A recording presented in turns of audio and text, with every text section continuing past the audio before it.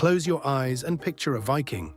Go on, the fur cloak, the long ship, the wild beard, and the helmet. Two great horns curling up toward the sky. It's on sports logos, Halloween costumes, cartoons, movie posters.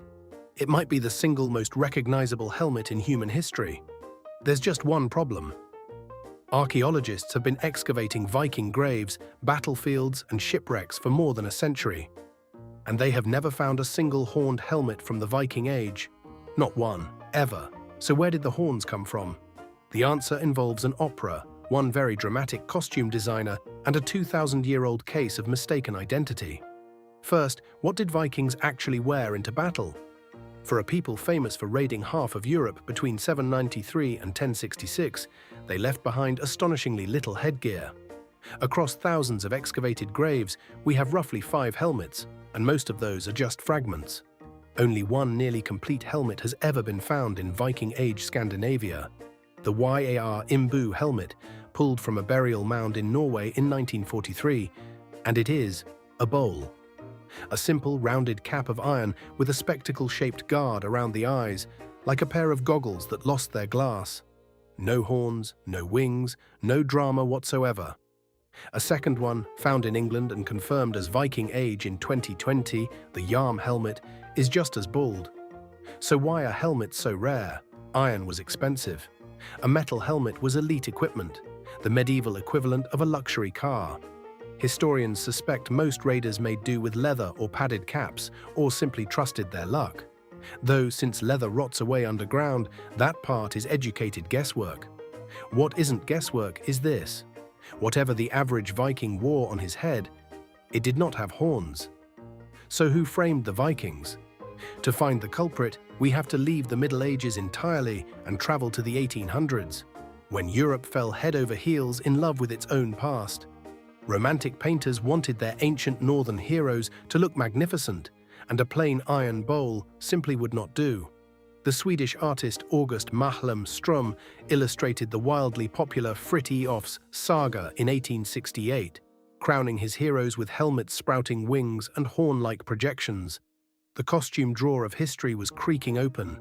Then, in 1876, came the moment the myth went global. Richard Wagner premiered his complete ring cycle, 4 nights of gods, giants, and doomed heroes. The man in charge of the costumes was Carl Emil Deppler, and Deppler wanted maximum drama. The Valkyries got winged helmets. The warriors got horns. The ring cycle was one of the biggest cultural events of its century. The imagery spread through posters, paintings, and advertisements, and later into comics, cartoons, and football stadiums. Within a generation, Viking and horned helmet were welded together permanently. Now, to be fair to Deppler, he didn't invent the horned barbarian.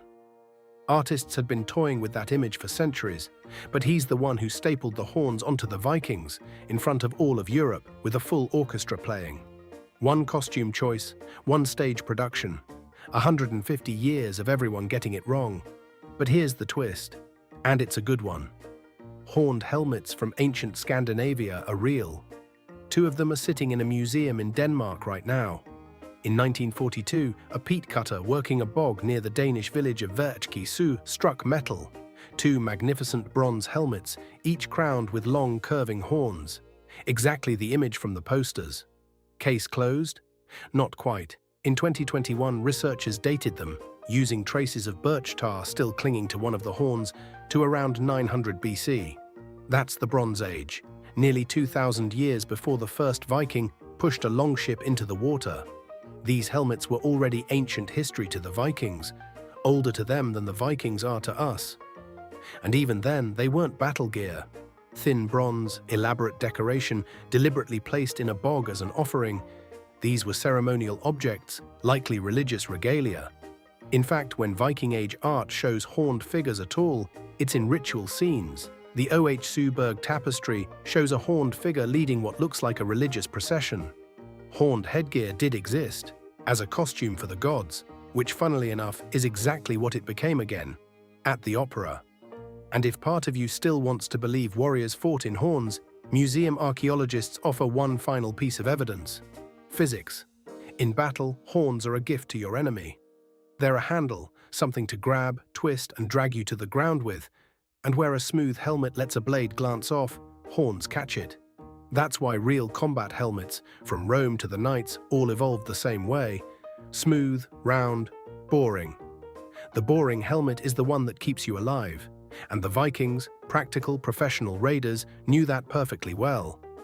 So the most famous helmet in history is a mashup.